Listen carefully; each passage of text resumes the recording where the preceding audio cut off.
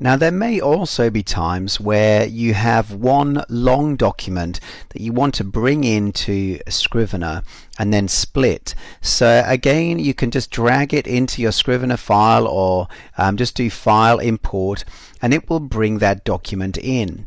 But now obviously I need to split this document into its respective parts. Now there are a few ways to do this. Okay, so if I go down and I find where my chapter 2 begins, okay, it's probably somewhere in this text here, and just keep going down. Hello, where are you?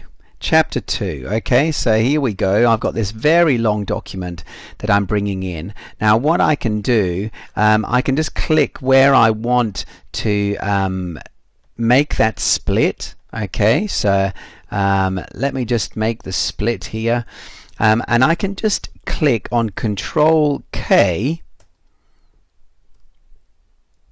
and it's now split that document. I've got my first document here, first part of the document here, and then if I go here, it's got the second part of the document. Now obviously there's a bit of a problem in that it simply renames this document with the same name as the one above it, okay, and just appends it with a -1, -2, -3, etc. Okay, but there is a way around that makes things easily, where you can actually split and ask Scrivener to use the titles. Okay, and so let me just show you, say with here we got chapter, I just saw chapter 7 there. Okay, so let's say chapter 7. Okay, so we want to split here, and we want the name of this new split to be chapter 7. What I would do, I'd press Control, Shift and K, and now Scrivener will split that document at that place. Okay, so let's come down and see if we can find chapter 8. There we go. Okay.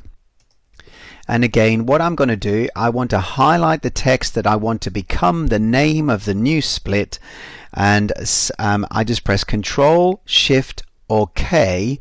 I'll go up here to Documents, Split with selection as title. Control Shift K, or up to Documents, Split with selection as title, and it's going to split it into its respective parts.